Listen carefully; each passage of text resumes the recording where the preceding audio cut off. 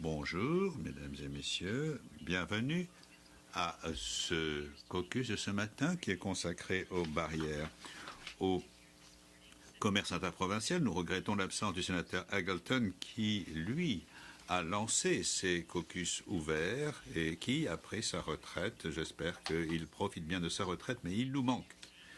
Je m'appelle Jane Cordish, sénatrice de Nouvelle-Écosse, et je suis également Diane Belmer, qui est sénatrice du Québec.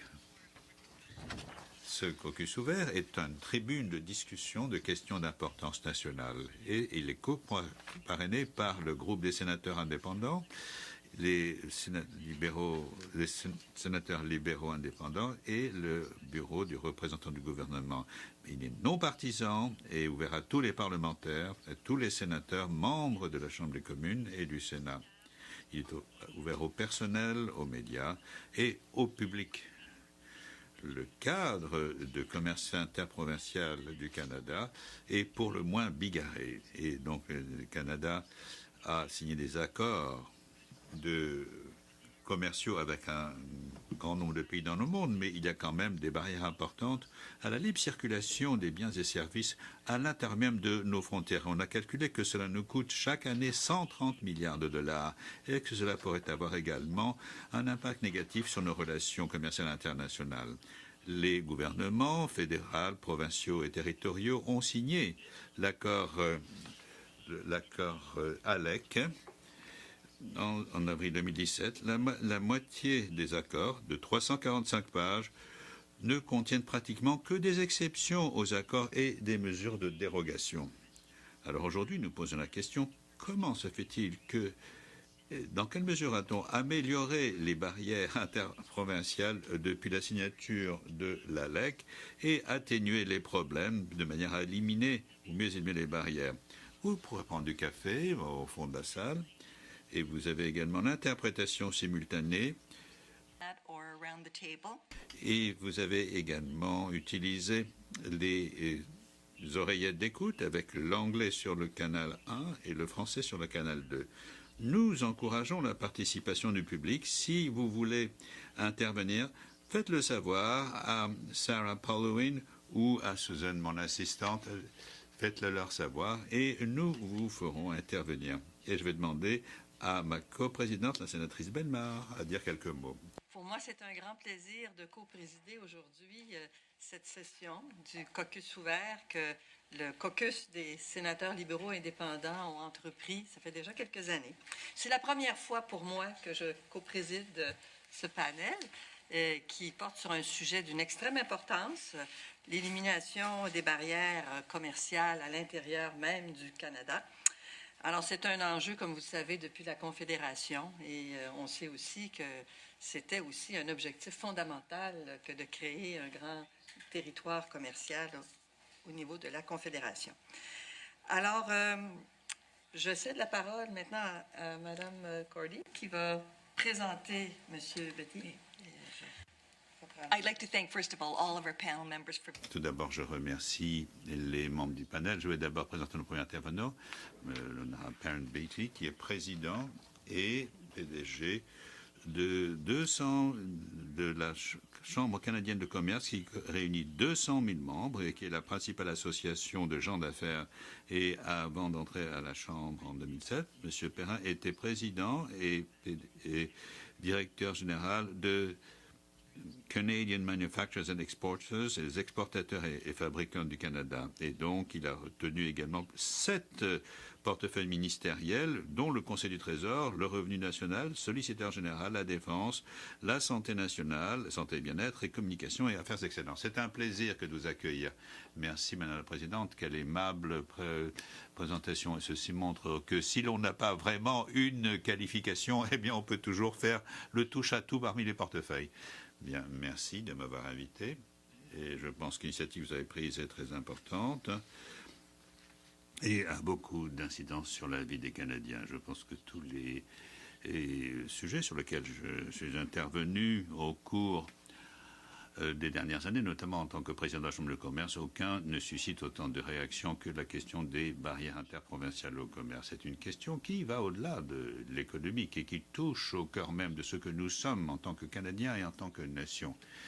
Et pour la grande majorité des Canadiens, il est tout simplement incompréhensible qu'aujourd'hui nous ayons des barrières de toutes sortes qui sont certainement souvent plus importantes que celles que nous avons pour nos échanges avec l'Europe. Et donc, quand même, après 150 ans de confédération, après la formation de notre pays, c'est tout de même normal que nous ayons encore ce genre de barrières. Comme vous le souligniez, Madame la Présidente, eh bien, les barrières ont été désignées pour élimination. Et après l'accord de libre-échange, et donc nous parlons souvent bien sûr de l'accord, l'USMCA, qui succède à l'ALENA. Et donc, il est quand même remarquable que nous ayons des accords de libre-échange avec des pays étrangers, mais pas avec, entre les provinces. Et donc, je n'aurais jamais cru qu'il serait possible d'avoir ce genre de choses. Et en tant que Canadien, cela me froisse parce que nous avons des provinces et des territoires qui traitent entre eux de la même façon que traitent des pays étrangers les uns aux autres pour établir des accords de libre-échange. Et Ottawa n'a jamais exercé sa pleine autorité. Et donc, les accords de libre-échange, c'est quelque chose que l'on peut établir entre les provinces et les territoires, mais c'est quand même c'est une façon, un reflet tout de même étrange de la situation de la Confédération. Et j'aimerais tout d'abord rendre hommage à la contribution du Sénat pour le débat sur ces questions. Et donc, en 2016, a décidé de lancer cette étude qui est une étude d'une borne milliaire dans la compréhension des barrières interprovinciales. Et la Chambre de commerce préconise depuis longtemps l'élimination de ces barrières au commerce interprovincial, mais maintenant essentiel que nous mettions de l'ordre dans la Maison du Canada compte tenu des défis auxquels nous sommes confrontés. Nous ne sommes pas seuls parce que les gouvernements fédéraux et provinciaux disent la même chose, mais en dépit de ce consensus, la fédération a peu progressé dans ce sens. Et lorsque l'ALENA a été parachevée en avril 2017, la réaction de la Chambre était d'un optimisme prudent parce que l'ancien accord concernant le commerce interne était tout à fait insuffisant et donc les entreprises canadiennes avaient besoin d'un nouveau souffle et d'une nouvelle approche. Nous étions prudents, mais en dépit de la bonne volonté, eh bien, l'ALEC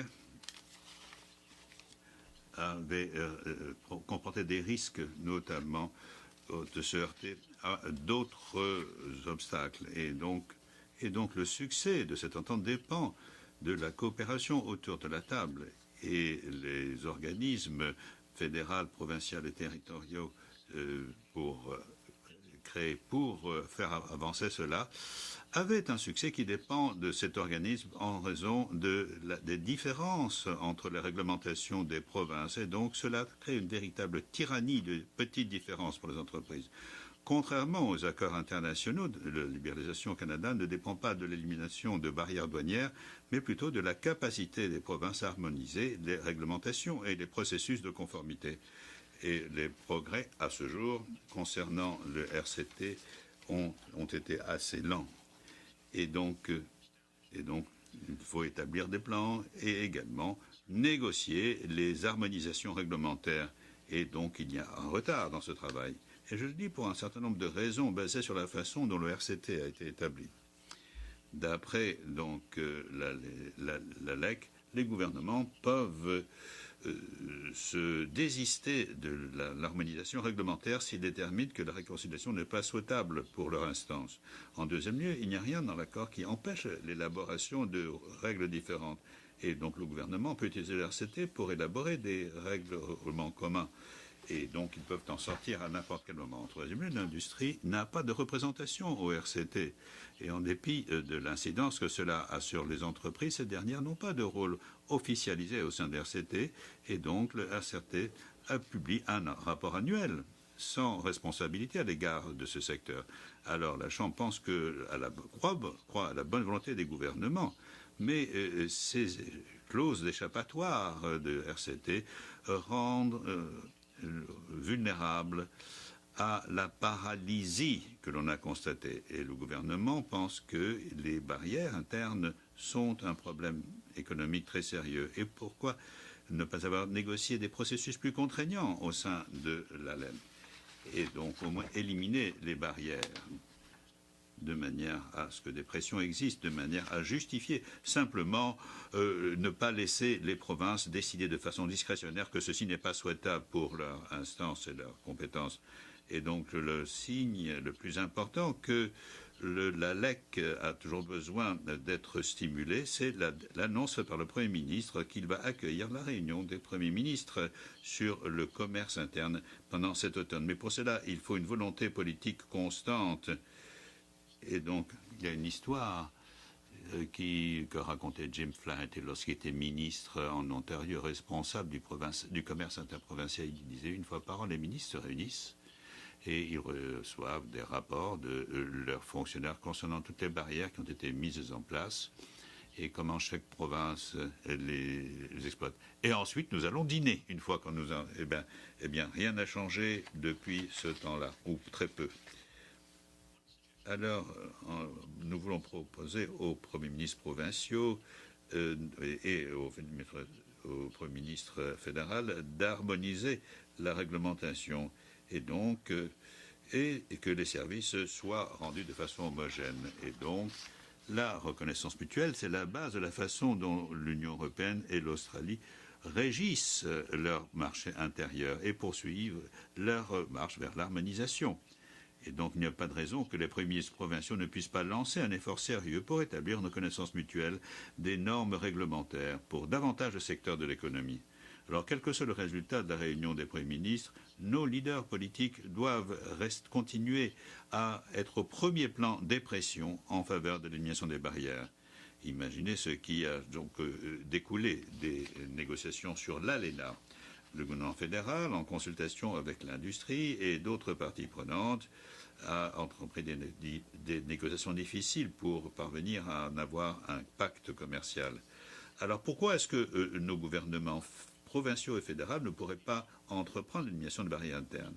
Les études montrent que ces barrières internes au commerce coûtent à l'économie canadienne entre 50 et 130 milliards par an. Donc il faudrait quand même avoir des négociations 24 heures sur 24 pour se défaire de ce cadenas. Et donc il y a encore beaucoup de choses qui... nous ne voulons pas nous limiter à une liste négative, mais donc la LEC n'est qu'une promesse de faire davantage pour libéraliser le commerce. Et on ne pourra pas remplir cette promesse si il n'y a pas de leadership politique pour aider les organismes réglementaires. Donc la LEC a un potentiel très riche. Mais la Chambre de commerce demande aux autorités provinciales et fédérales pour agir de façon décisive et de manière à ce que l'on puisse éliminer ces barrières et profiter à l'ensemble de la population canadienne, y compris les entreprises. Merci. C'était extraordinaire comme départ. Et maintenant, nous allons passer à Mme Moreau et Mme Pohlmann. Alors, Monique Porot est vice-présidente Affaires nationales à la Fédération canadienne de l'entreprise indépendante, ou la FCEI, un organisme à but non lucratif représentant plus de 109 000 membres propriétaires de petites et moyennes entreprises de part et d'autre à travers le Canada. Cette fédération est basée à Ottawa et Monique est responsable de l'élaboration et la coordination des activités législatives de recherche et de communication pour les questions législatives et politiques qui affectent les membres de la FCEI. À côté de Mme Moreau, Mme Pohlmann, Corinne Pohlmann, vice-présidente principale de la FCEI. Elle travaille aussi au bureau d'Ottawa, où elle gère l'orientation stratégique de la FCEI sur le plan des affaires nationales et elle supervise également la fonction économique des partenariats et l'équipe législative du Canada Atlantique de la FCEI. Alors, la parole est à vous. On va commencer. Bon. Parfait. Merci beaucoup. Thank you very much, senators, for the invitation this morning and for the... Merci, sénatrices et sénateurs, de m'inviter à vous communiquer notre perspective sur le commerce intérieur et nous avons quelques diapositives à votre disposition. Je ne vais pas abuser de votre temps. Nous avons déjà eu une présentation. Elle a dit que nous sommes une organisation à but non lucratif qui représente 110 000 personnes et nous employons 1,25 million de personnes et nous représentons 75 milliards de dollars de chiffre d'affaires et nous existons dans tout le pays. Les petites et moyennes entreprises du Canada emploient 70% des Canadiens qui travaillent dans le secteur privé et donc accomplissent la majeure partie de la création de nouveaux emplois et s'intéressent également au commerce intérieur et qui ont un impact très direct sur la création d'emplois et sur l'économie. Le CFIB prend ces instructions de nos membres et donc nous allons vous communiquer les résultats d'une enquête de 2015 qui est un peu dépassée mais quand même assez précise.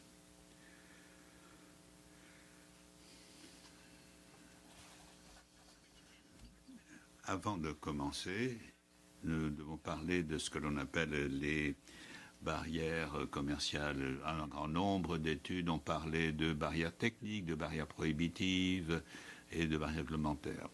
Mais en fait, c'est de la paperasserie, c'est la bureaucratie. Et donc ça peut sembler dépassé, ridicule. Il n'y a pas de garde à nos frontières provinciales ou territoriales et pas de barème tarifaire. Et donc ce genre de barrières, c'est ce à quoi on s'attend, mais en fait, ce sont surtout les lourdeurs bureaucratiques qui nous ralentissent.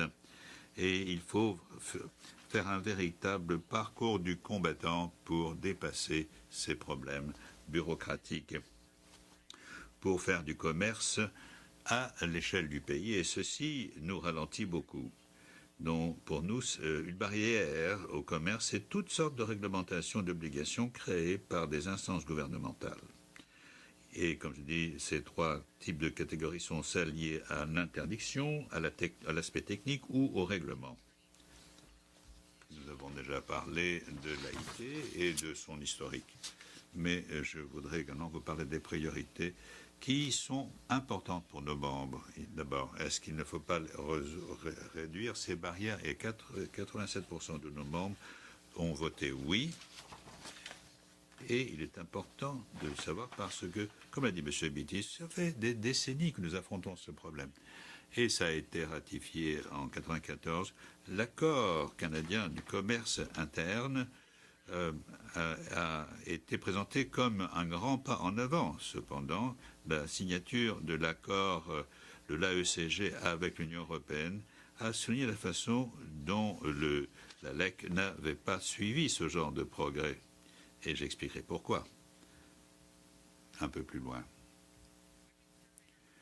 Lorsque nous avons posé la question à nos membres, nous voulions savoir s'il y avait des différences d'un commerce à l'autre. Et donc, les provinces ont des commerces non seulement avec leurs voisins, mais avec d'autres. Et donc, il y a véritablement un commerce qui se fait à l'échelle du pays. Et donc, vous avez des gens de la Colombie-Britannique qui envoient leurs biens ou leurs services au Québec. Et donc vous voyez, par exemple, les deux barres bleues et rouges qui indiquent ces différents types de commerce. Et donc, la majeure partie des entreprises le font dans les régions proches, dans les provinces proches, mais également à l'échelle de tout le pays. Alors maintenant, quelles sont les barrières internes? Il y a surtout la lourdeur bureaucratique. Et donc, 40% de nos membres trouvent que l'aspect fiscal est trop compliqué. Et également, il y en a qui disent que c'est la réglementation. Il y a un tiers seulement qui disent qu'il n'y a aucun défi. Et donc, 19 disent que ce sont les lourdeurs administratives ou le manque d'information et le manque de relations d'affaires, le manque également de moyens de transport pour les petites entreprises. Et nous savons que les dépenses liées au commerce, que ce soit les frais d'expédition et autres, peuvent être également une grosse difficulté. Et donc nous en arrivons au principe pour les raisons pour lesquelles que devrait appuyer un accord. Et le principe le plus important pour le commerce interne et les petites entreprises, c'est que ça doit être aussi facile de faire du commerce à l'intérieur du Canada qu'avec un quelconque autre pays.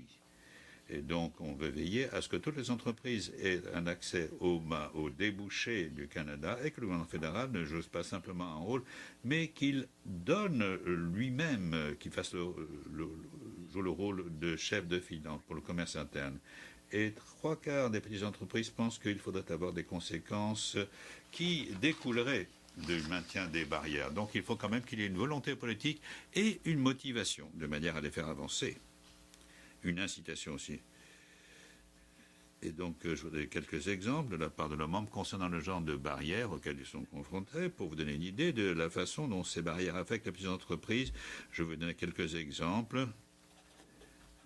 Donc, de la diapositive 8 à 10, par exemple, une compagnie de transport en Ontario dit que ils doivent tenir compte des règlements concernant les prémis dans différentes provinces à différentes périodes de l'année, ce qui est quelque chose d'écrasant. Et donc, les Canadiens ça ralentit le commerce. Et en Ontario, s'agissant des aliments, eh bien, il y a des coûts élevés du transport, et ceci a entraîné un des membres à donner la priorité aux importations vers ou au commerce avec l'Europe et avec les États-Unis par rapport au Canada. Et je voulais enfin souligner également le fait qu'il faut également s'inscrire au bureau d'indemnisation pour les accidents du travail dans chacune des provinces. Et donc, bien sûr, je pense qu'il devrait suffire de s'inscrire dans une seule province. Et nous avons un président des provinces atlantiques qui a dit qu'il faudrait que ce soit la même chose. Et la sécurité pour la protection du secteur des ouvriers du secteur du bâtiment devrait être la même dans tout le pays. Donc, en dépit de ces critiques, ils se sont réjouis de voir que la signature de l'ALEC et donc également, il y a également un prix pour les réalisations. Et après les pressions que nous avons exercées, nous voulons souligner le travail qui a été accompli pour alléger les lourdeurs administratives. Et donc maintenant, ils en sont à la table de réconciliation. Nous avons 6 secteurs qui, selon nous, sont importants, que le TCCR devrait envisager. Donc, je pense que pour juillet 2019, c'est déjà un peu long. Et donc, mais si nous voulons vraiment profiter des bonnes occasions qui s'ouvrent plus facilement pour nous, pour aider les entreprises, il faut harmoniser la réglementation concernant le transport, le camionnage à grande charge. Nous aimerions qu'il y ait davantage de reconnaissance de certification professionnelle provenant d'autres provinces. Et donc le registre d'entreprises commun aussi, quelque chose d'important. Donc, il faut harmoniser cela. Nous aimerions également, je reviens sur la reconnaissance de certification professionnelle provenant d'autres provinces, c'est facile. Il suffit que on le fasse. Avoir également les inspections des aliments et de la viande, parce que les provinces et territoires nous disent qu'ils ne peuvent pas importer de sushis de Colombie-Britannique, et les sushis n'ont qu'une réglementation provinciale et non pas fédérale, donc ils ne peuvent pas traverser la frontière. Je pense que c'est quelque chose d'absurde et qui ont un véritable impact concret sur la situation. Et donc, par exemple, pour quelqu'un qui veut ouvrir un restaurant, nous voudrions également qu'il y ait on envisage reconnaissance des commissions des accidents du travail.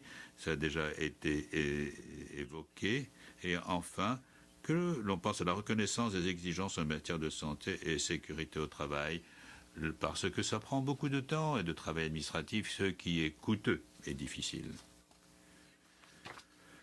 Donc, nous avons comme priorité qui sont axés sur ces principes, et notamment pour ce qui est de cerner les problèmes et d'apporter des solutions. Et tant que les entreprises canadiennes ne pensent pas que cela a été accompli, eh bien, je pense que l'ALEC sera considérée comme un document. Nous voulons encourager les différents premiers ministres fédéraux et provinciaux. Eh bien, il faut que les PME demandent que des mesures rapides soient prises de manière à ce que le marché canadien reste compétitif et concurrentiel. Et je suis prêt à répondre à vos questions.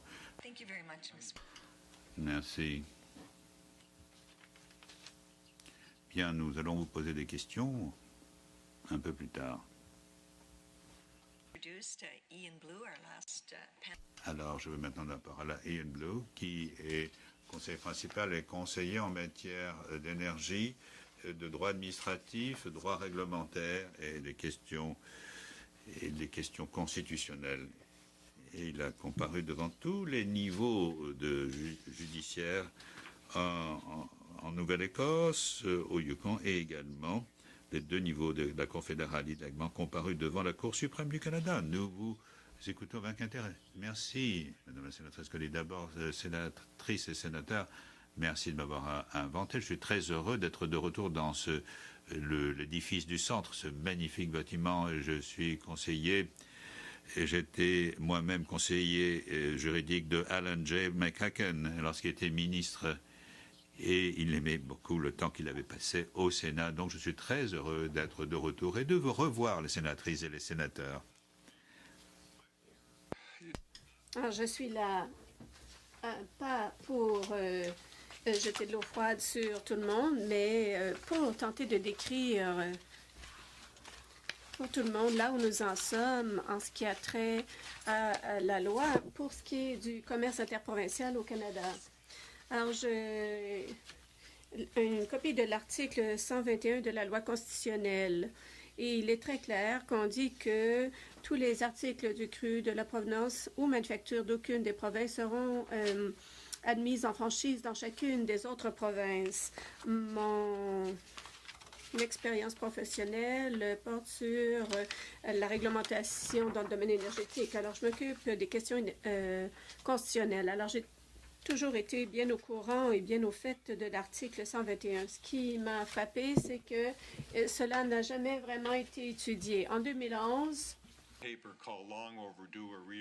alors j'ai présenté un document qui décrivait l'article 121 et ça a été publié dans le Dalhousie Law Journal. Et j'ai reçu des centaines de courriels d'avocats constitutionnels qui ont dit qu'ils étaient d'accord avec mon opinion sur l'article 121. Par la suite, j'ai eu un appel de M. Como au Nouveau-Brunswick qui avait vécu à Tracadie au Nouveau-Brunswick, était allé au Québec, avait acheté quelques bouteilles de bière et de vin, et était revenu et avait été arrêté par la GRC. On l'avait accusé d'avoir violé l'article 134B de la loi sur les boissons alcoolisées. Alors, on s'est dit qu'il fallait absolument modifier cela, que ça aurait dû être modifié depuis longtemps, qu'on arrivait peut-être à convaincre la Cour suprême du Canada. Mon associé et moi avons travaillé sur l'argument à présenter un mémoire à la Cour suprême. Si vous êtes intéressé par le fait que l'article 121 garantit la libre circulation des biens ou le commerce, le libre commerce, eh bien, vous n'avez qu'à lire cela. Mais ils n'ont pas tenu compte de mon argument. Ils n'ont pas abordé mon argument en disant qu'il était erroné. Ils ne pouvaient pas le faire parce que l'argument était appuyé par les autorités à tous les points. Mais ce qui est à noter de cet arrêt Como, c'est qu'on cite simplement une seule décision, un seul arrêt de l'article 121 et ne faisait même pas référence à mon mémoire. Ce que cela a fait, cela a créé une autre réalité. En 1920, dans l'arrêt Gold Seal, l'article 121 a été interprété par la Cour suprême du Canada pour interdire que les tarifs aux frontières provinciales. Donc, tous les autres obstacles tarifaires étaient permis. Et cela s'inspirait donc d'une loi en Alberta. C'est ce qu'on a dit à la Cour suprême.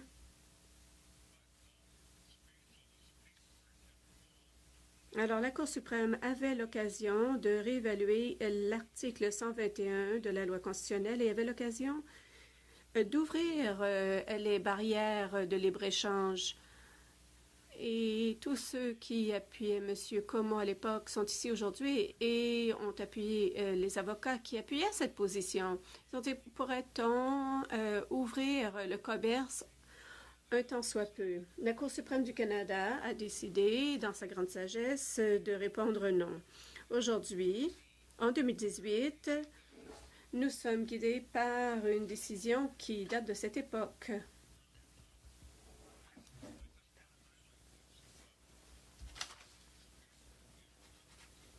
La Cour suprême du Canada a indiqué que l'interprétation qui permettrait le libre-échange entre les provinces serait quelque chose de radical.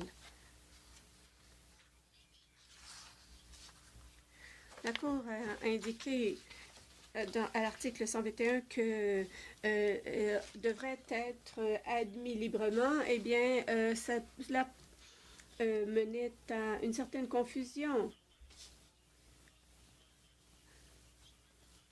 Et personne à l'extérieur des juges à l'extérieur du Canada croyait que admis en franchise était ambigu.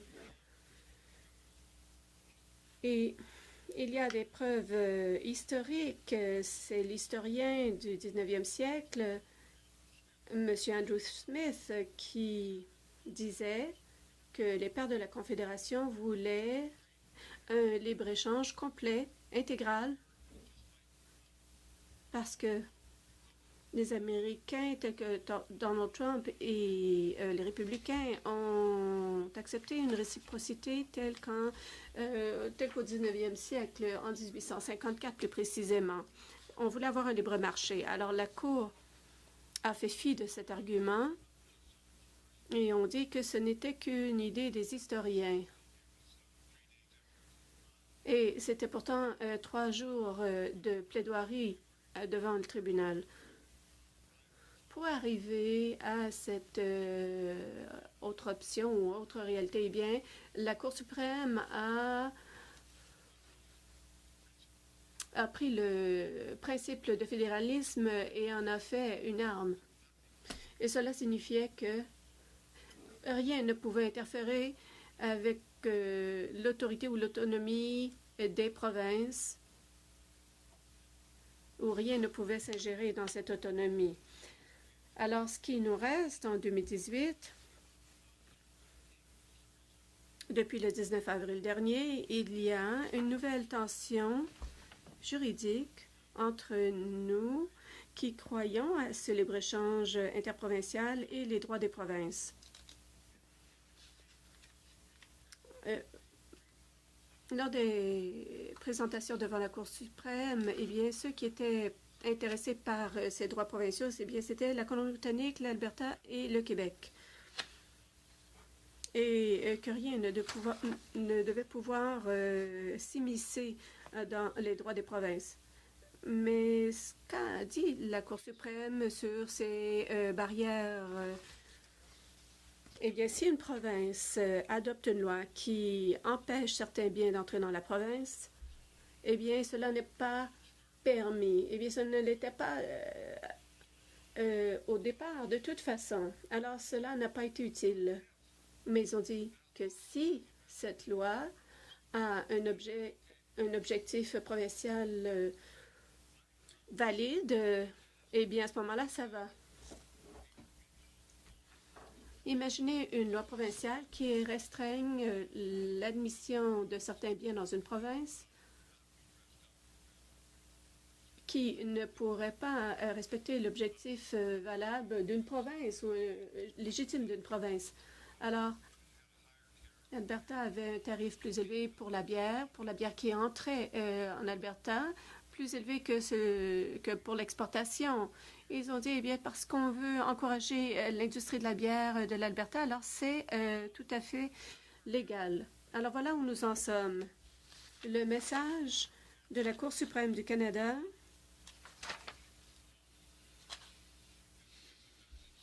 est un message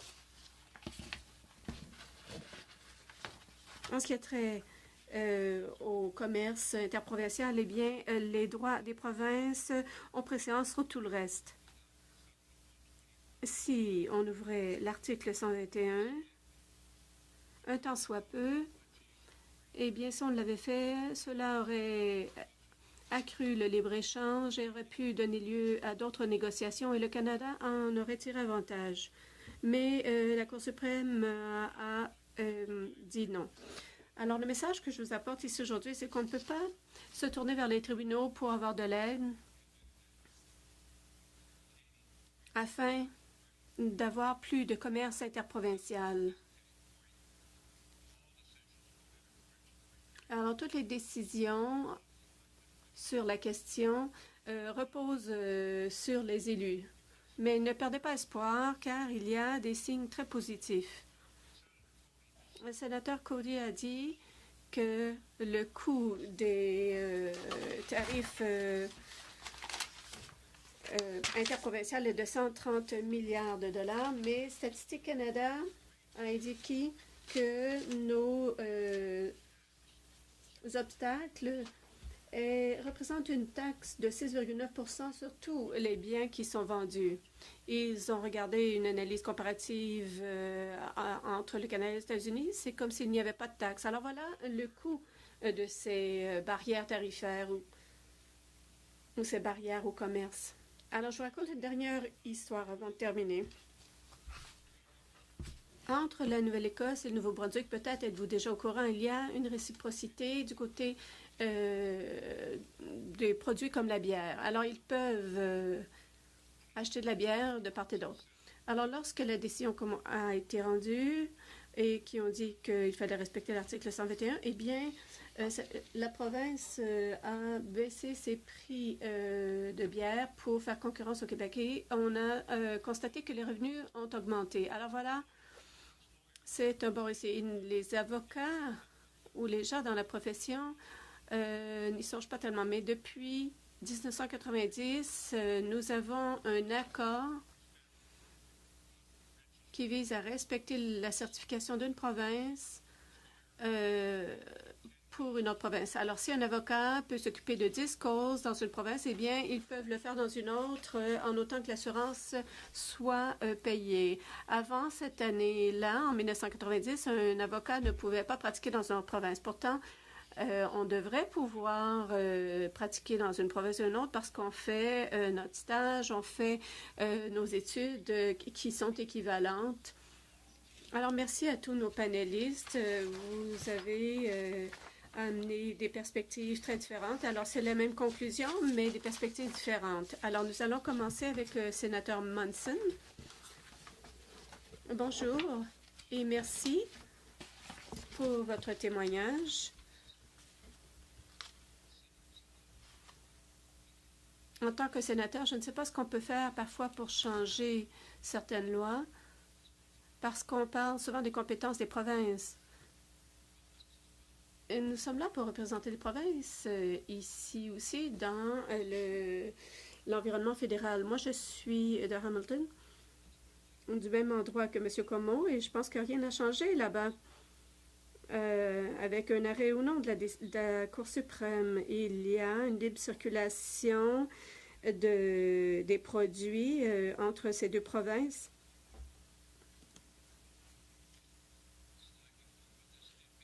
Mais vous avez parlé d'ambiguïté. Il n'y a rien d'ambigu du tout.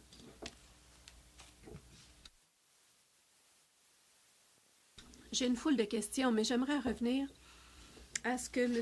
Beatty mentionnait, c'est-à-dire de reconnaissance mutuelle.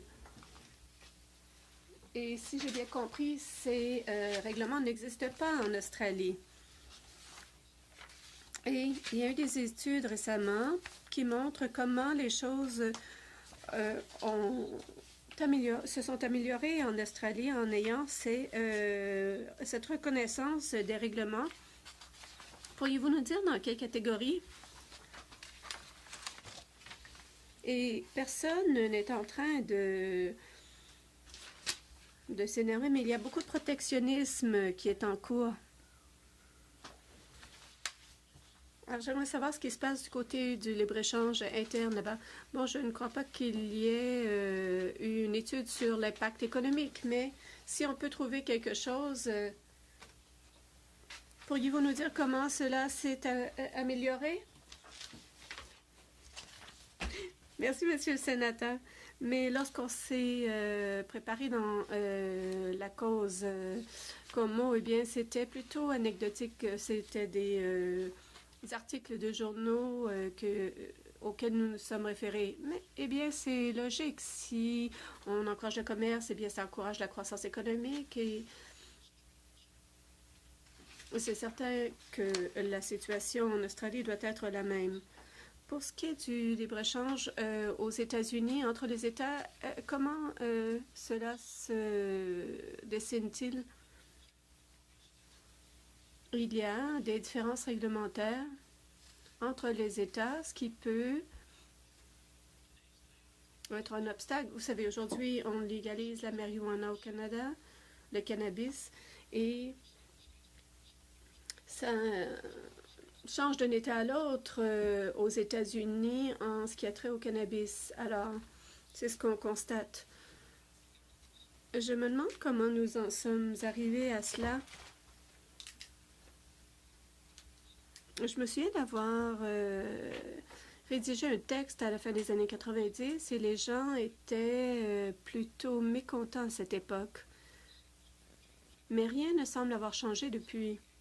Je sais qu'on a maintenant la CLE, mais comment en est-on arrivé à ce genre de protectionnisme? Vous avez parlé des pères de la Confédération qui ont dit qu'il devrait y avoir un libre-échange entre les provinces. Comment en sommes-nous arrivés là?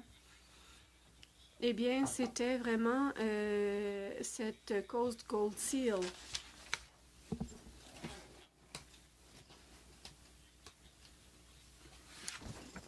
Le gouvernement de l'Union en 1920 a fait des erreurs dans la loi sur la sobriété. On indiquait qu'il y avait une interdiction d'envoyer de l'alcool de l'Alberta en Saskatchewan.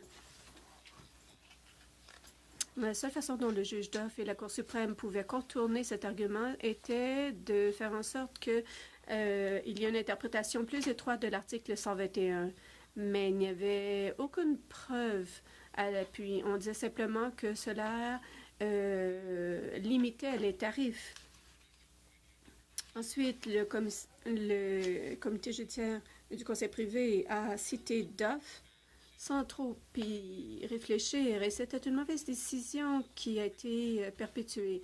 Et les avocats provinciaux disaient aux autorités des provinces, eh bien, il n'y a pas de problème si vous voulez que des travailleurs de construction aillent au Québec ou en Ontario. Et vous savez, l'autorité juridique est légale parce qu'il n'y a pas de restriction, il n'y a pas de limite. Alors, je pense que cela, c'est détérioré. Et lorsque la Cour suprême a dit que ce n'était pas l'intention au départ, la réponse a été, eh bien, ce n'est pas le genre de preuve qui va permettre de changer des choses. Alors, pourquoi pas? On l'a fait dans tous les autres cas, mais pas celui-là.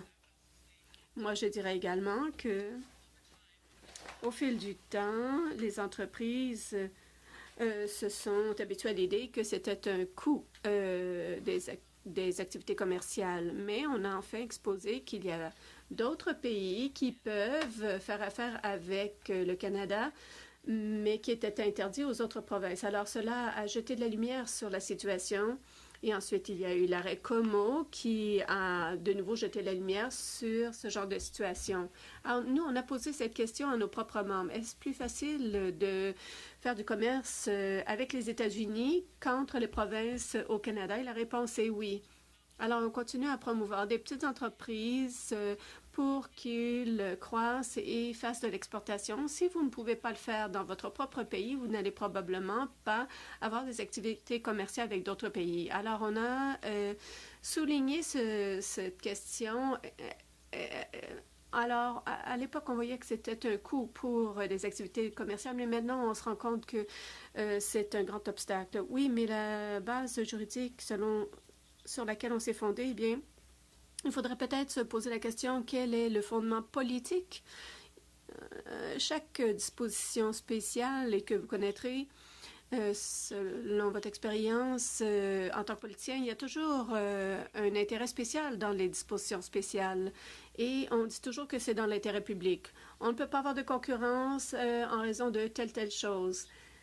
Et on pourrait discriminer contre l'industrie locale. Il y a de l'argent des contribuables qui a financé ceci, alors, etc. Et bien sûr, l'exemple le plus patent, c'est l'alcool. Eh bien, vous savez, ce sont des vaches à lait pour les gouvernements provinciaux. Ils ne veulent pas abandonner cette source de revenus. C'est ce qu'on voit. C'est ce qui a limité la vente d'alcool au Canada. Alors, c'est probablement le gouvernement qui a un intérêt ici. Alors, ce qui est important pour vous, en tant que parlementaire, c'est de vous poser la question, y a-t-il un intérêt national qui a préséance sur tous ces intérêts localisés? Lorsqu'on a un système qui limite le choix des consommateurs, qui augmente le coût des affaires, qui augmente le coût pour les consommateurs, qui fait en sorte que on devient non concurrentiel dans le marché international parce qu'on n'a pas d'économie d'échelle ici au pays qui nous permettrait de vendre à l'étranger. Eh bien, cela n'est pas éthique dans l'intérêt du Canada dans son ensemble. Je pense que Ottawa a un rôle à jouer et faire preuve de leadership moral pour éliminer ces obstacles. Il y a également des droits à la mobilité.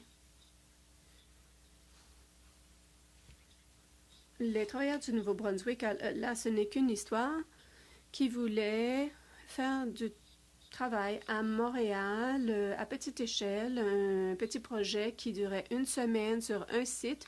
Mais étant donné que les syndicats au Québec ont dit « vous ne voulez pas travailler ici, n'est-ce pas? » Alors ils sont retournés au Nouveau-Brunswick. Donc la justification de la protection, c'est-à-dire de protéger les droits des travailleurs au Québec, même si ils avaient besoin de travailleurs supplémentaires pour terminer ce projet, eh bien, on leur a refusé. Peut-être pendant la deuxième ronde ou le deuxième tour, il y a sénateur Mercer et sénateur Gagné qui aimeraient poser des questions. Alors, on a parlé de réalité de rechange et on entend tout le temps parler des fausses nouvelles également à la télévision. Bon, j'ai pris cela en note. Je pense qu'il y a eu trop d'avocats qui ont participé à ce processus parce que tous les avocats semblent avoir chacun leur opinion. Et chaque fois qu'il y a un changement, il y a un groupe qui a une saveur locale. Bon, j'ai une question pratico-pratique. Certains d'entre vous ont parlé de la santé et sécurité au travail. Alors, si j'ai bien interprété la chose, est-ce que c'est la santé et sécurité au travail qui empêche les travailleurs d'aller dans une province voisine?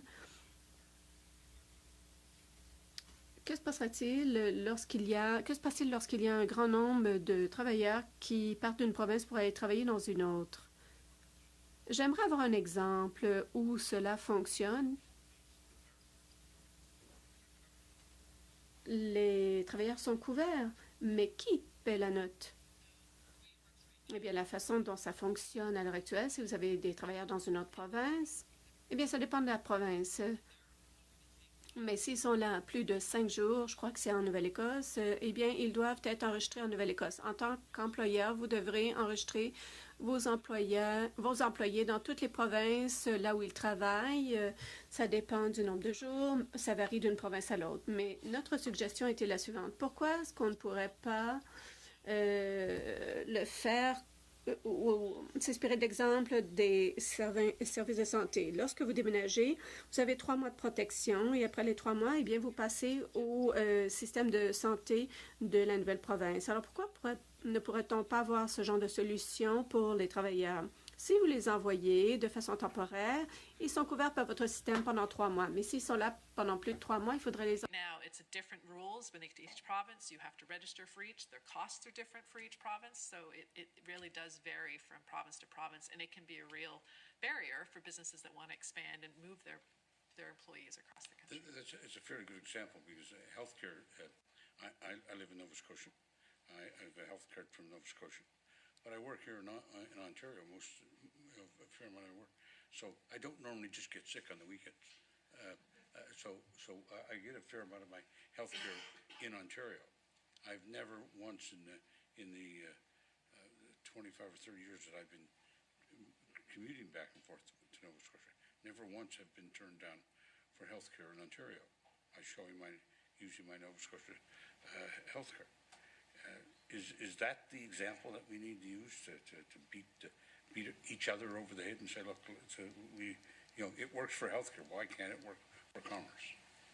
That's certainly what we're trying to put on the table as one solution to address this particular issue, which right now is extremely different from province to province and complicated for a business owner who wants to expand. So. We should acknowledge that there is one province that doesn't work with, and that's with Quebec because of the different fee structure that they have from Ontario. I understand.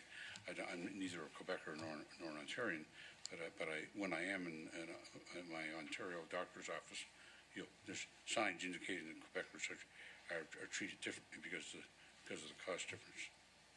Thank you, Chair. Sénateur Gagné. Merci. Merci beaucoup de vos présentations.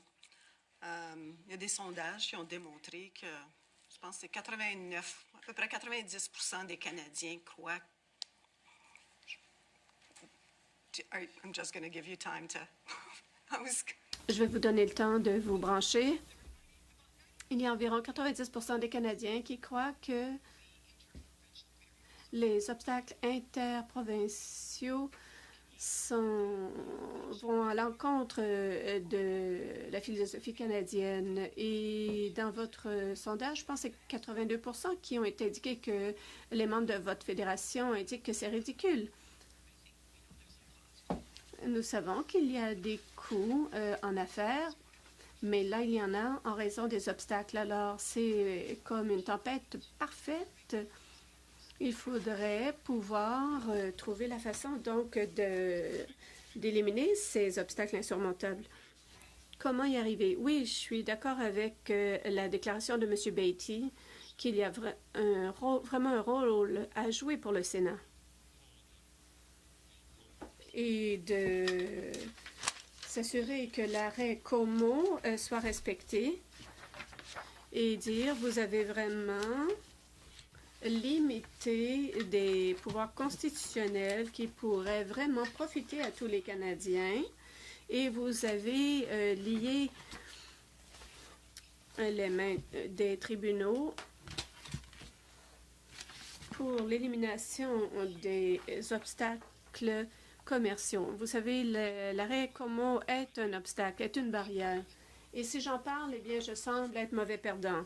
Si le Sénat du Canada en parle et dit que c'est un problème pour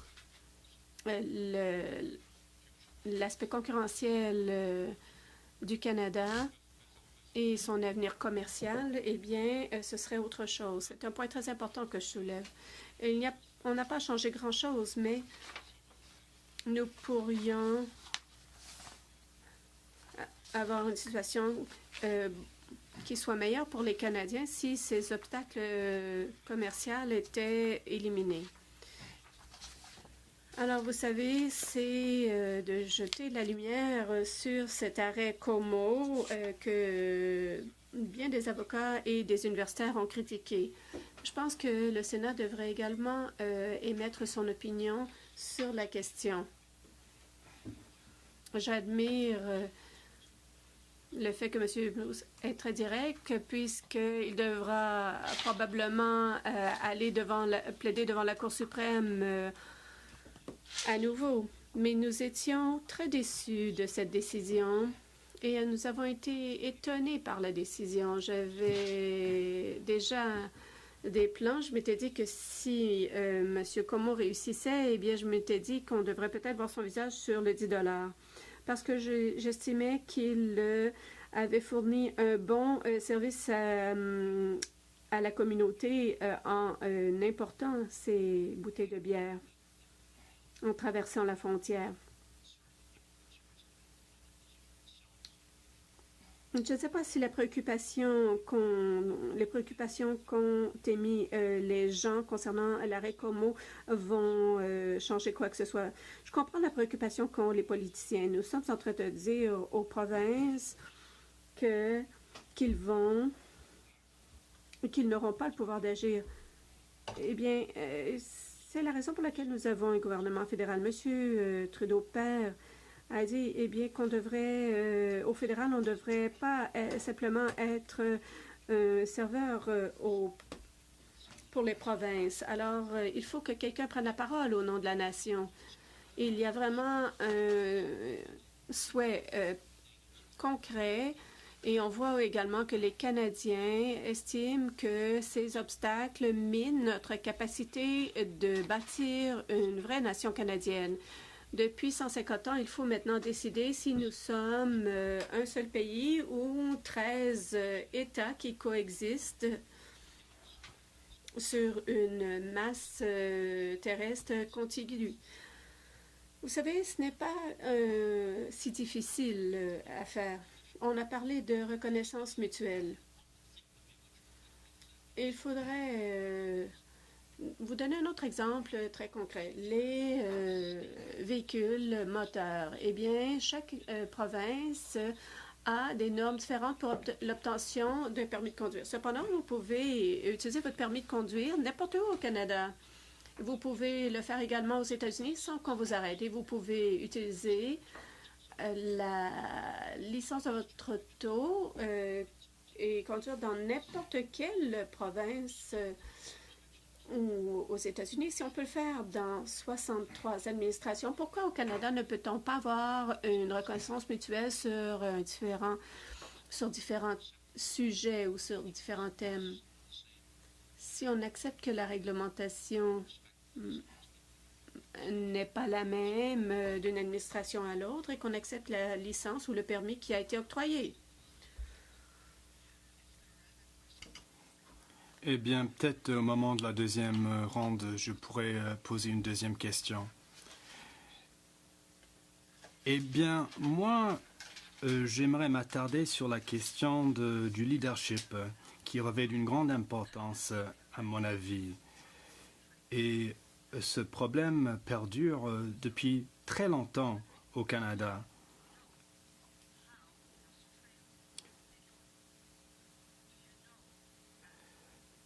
Quelle est leur démarche en Australie?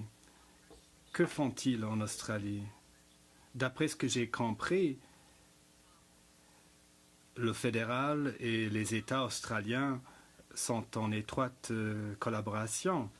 Je ne sais pas comment ils y sont parvenus. S'il faut éviter les tribunaux, eh bien, il faut miser plutôt sur le dialogue. Mais comment favoriser le dialogue, justement? En Australie, en vertu de leur constitution, les biens doivent circuler librement d'un État à l'autre. Contrairement au Canada, en Australie, il y a eu énormément de litiges sur cette question, surtout en ce qui concerne le fisc. Et chaque décision s'applique à un contexte particulier, mais les règles en Australie sont difficiles à interpréter dans la mesure où elles ne sont pas uniformes. Je ne m'y connais pas très bien pour ce qui est de l'Australie.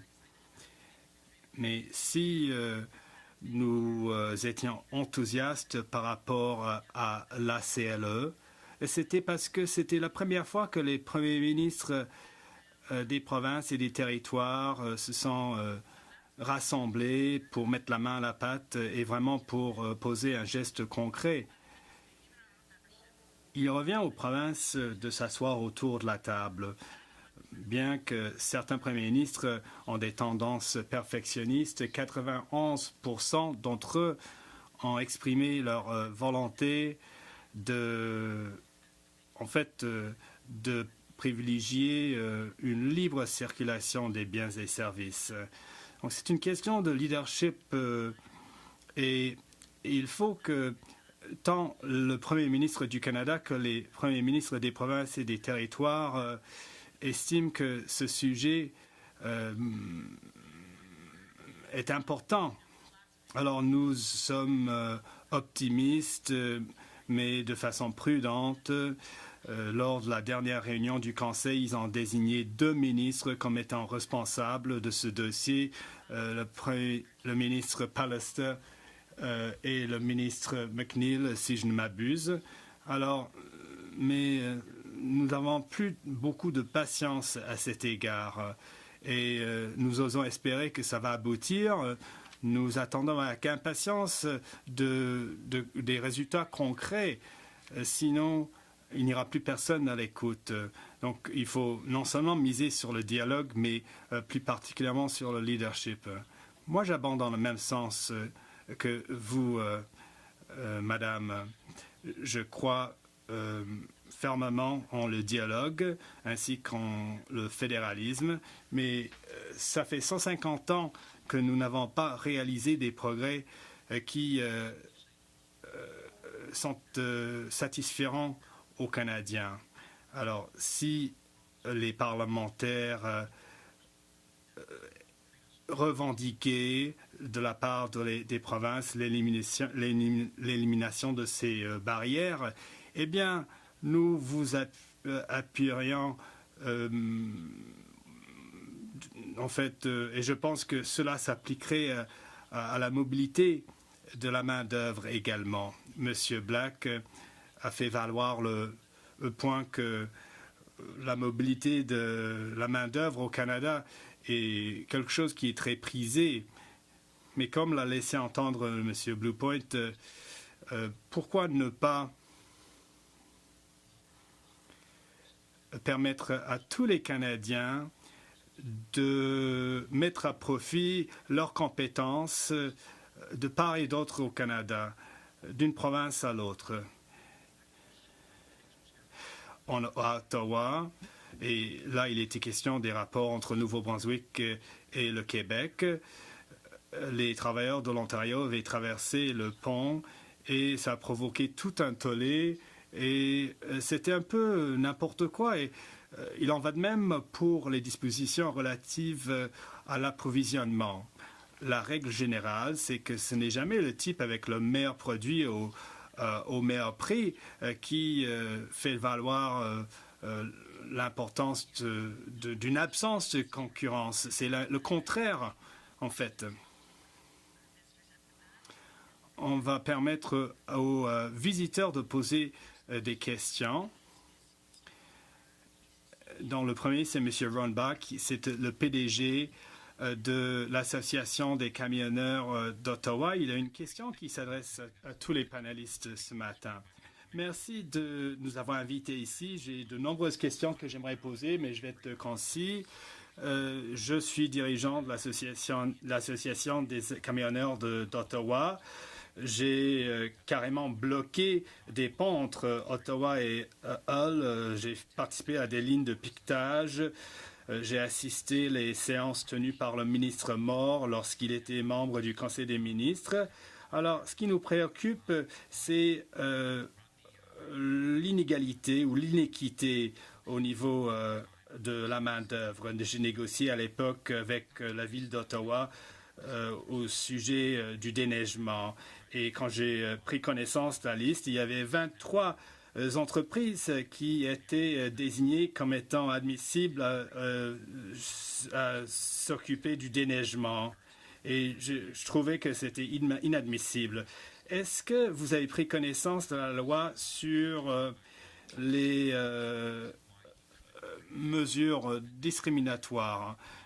M. Watson avait évoqué cette loi comme prétexte pour priver un travailleur hors province de se charger de cette tâche à Ottawa. Et nous avons discuté du sort de tous les travailleurs.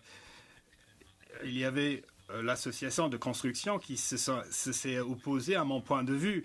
Ils ont laissé entendre qu'ils dépendaient des travailleurs de l'Ontario et qu'ils y tenaient mordicus. Alors, pourriez-vous faire le point sur la loi sur les mesures discriminatoires et comment cela a permis au monsieur en question de l'empêcher de venir travailler à Ottawa? En fait, 45% de nos infirmières en Ontario viennent du Québec. Je ne m'y connais pas pour ce qui est de la loi, mais la Charte des droits et des libertés empêche à tout gouvernement provincial de empêcher quiconque de venir travailler d'une autre province. La Charte des droits et des libertés garantit cette mobilité de main-d'œuvre, mais bien entendu sous réserve d'octroi de permis provincial. Bon, si on veut aller travailler au Québec, par exemple, il y a beaucoup d'activités syndicales, beaucoup de règles, beaucoup de réglementations. S'ils vont venir, si les travailleurs québécois viennent en Ontario pour travailler dans le secteur de la construction, ils ont le droit, mais l'inverse n'est pas permise. Comment se fait-il? Alors, souvent, on encourage les jeunes Québécois à s'intéresser au métier pour combler cette pénurie de main-d'œuvre et souvent ils finissent par déménager en Ontario. Et désolé de parler si fort, je suis propriétaire de vignobles, alors c'est quelque chose qui me préoccupe beaucoup. Je n'ai même pas le droit de faire du commerce de vin en Colombie-Britannique. Alors, moi, je n'ai même pas le droit de vendre mon vin chez le dépanneur, mais tout le monde, tous les gens ont la possibilité de vendre leur vin qui provient de l'étranger. Comment se fait-il? Alors, vous connaissez l'organe qui est chargé de la protection des emplois. Et je me suis entretenu avec les gens à ce bureau.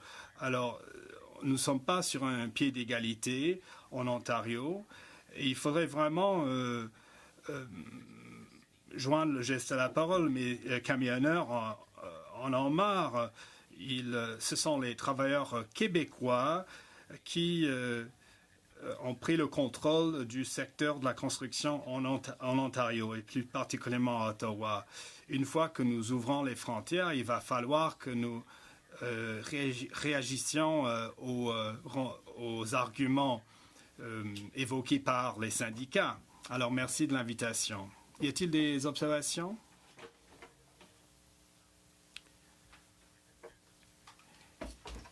Eh bien, j'ai des clients qui font affaire au Québec auprès des syndicats. Alors, normalement, si les travailleurs ontariens se présentent au travail, 3 membres des syndicats vont les aborder en disant « Voulez-vous vraiment travailler ici ?» Et c'est un peu menaçant. Écoutez, même jusqu'à 6-7 fois par jour, nos travailleurs ont dit que ce n'est pas la peine de s'y opposer. Mais il faut vraiment qu'on s'attaque à cette question. Merci infiniment de votre présence ce matin. Et sur la question du leadership fédéral,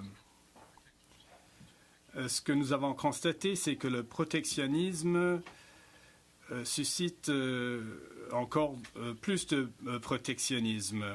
Alors, le fait d'imposer des limites sur la main-d'œuvre des autres provinces ne sert à rien et n'est pas logique dans le cadre d'une fédération telle que l'on a au Canada. Et en ce qui concerne les limites imposées sur l'importation du vin. Les scientifiques ont étudié cette question et ont conclu que c'est n'importe quoi. N'importe quoi, ce n'est pas du tout logique. Et si vous permettez, on a renversé la décision au sujet de l'équité entre les travailleurs ontariens et québécois. Et cette décision a été renversée en 2007. Est-ce que quelqu'un aurait demandé d'obtenir exemplaires de cette étude où on avait examiné cette question de façon minutieuse? Est-ce que quelqu'un aurait demandé ce document qui a été publié en 2011? Moi, je vais faire la demande, une demande d'accès à l'information. On parle de l'abrogation de ce principe d'équité. Monsieur Dan Paskowski, he is President and CEO of Canadian... Qui est président et PDG de l'Association vétérinaire du Canada. Merci de cette invitation. Je n'ai jamais refusé une invitation où j'ai la possibilité de représenter autant de vignobles. Je travaille à cette tâche depuis 13 ans, à savoir l'élimination aux barrières provinciales au vin. Le marijuana a été légalisé et cette question intéresse même les vignobles au Québec. Alors, 90% des Canadiens estiment que le gouvernement doit éliminer les barrières interprovinciales au commerce. Ça, c'est 91% des Canadiens qui ont adopté cette prise de position. Alors moi, je ne travaille à l'époque pour les conseils d'alcool et les provinces ont décidé de ne pas intervenir. Et donc, on a proposé le projet de loi C-311 et il y a eu consentement unanime des deux chambres pour aller de l'avant. Et 3 provinces ont convenu de faire modifier leur loi, la Colombie-Britannique, le Manitoba.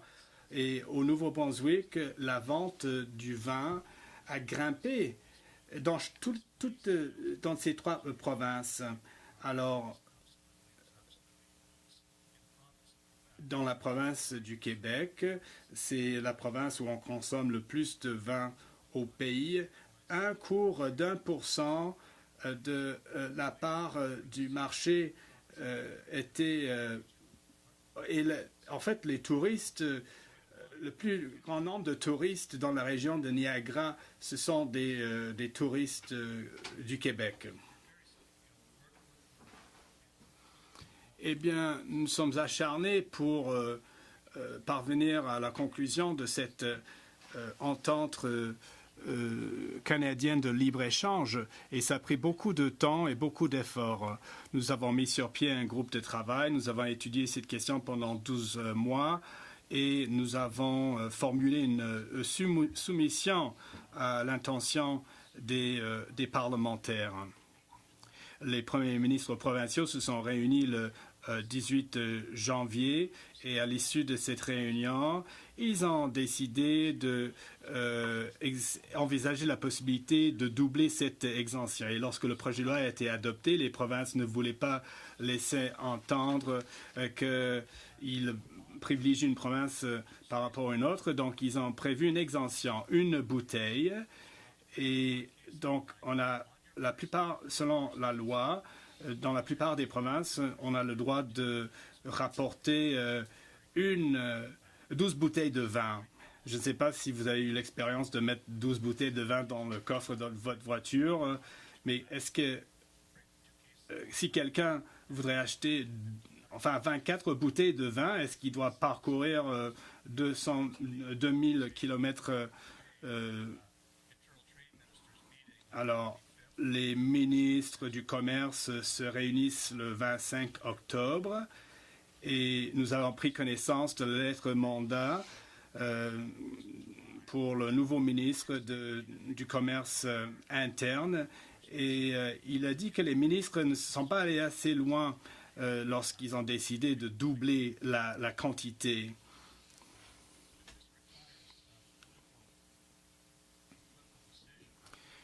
Eh bien, 91% des Canadiens sont d'accord avec ce principe. Alors, comment se fait-il qu'on envisage de mettre comme pièce jointe une annexe à l'entente de libre-échange? Alors, on parle de la perception d'impôts, des assurances, comme quoi ces exigences vont cadrer avec les lois internationales. Est-ce qu'on pourrait conclure une entente de réciprocité pour engendrer cette volonté politique dont on a besoin? Ce n'est pas évident convaincre les premiers ministres des 13 provinces et territoires de s'entendre sur quelque sujet que ce soit. Mais le Sénat pourrait déposer pour la première fois des projets de loi sur cette question, du moment où les projets de loi ne sont pas assortis de budget.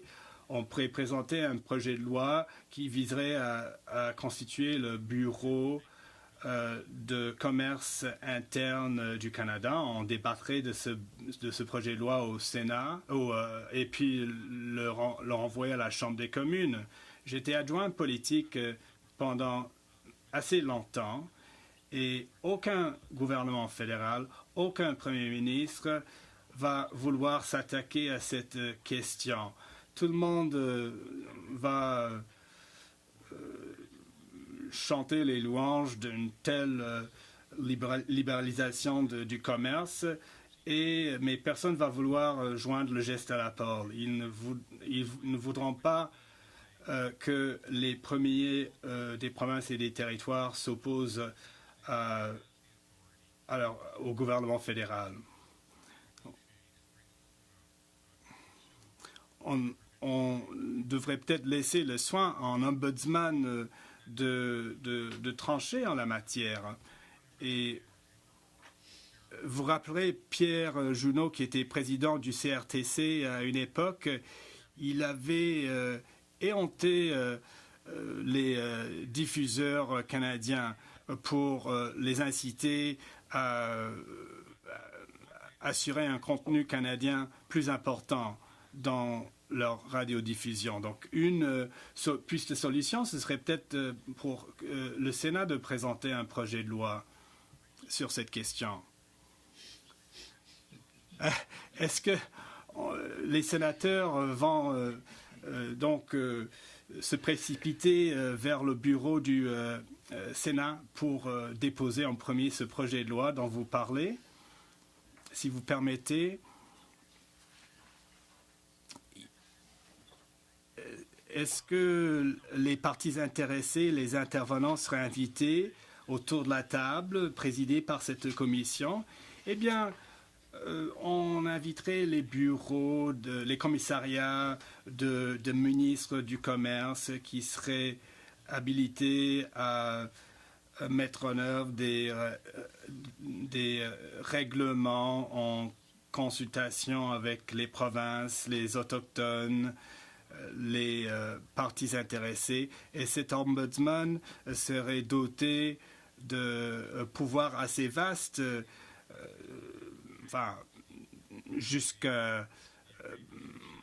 dans la mesure qui est permise par la Constitution canadienne. Il serait habilité à négocier des ententes au nom du gouvernement fédéral, mais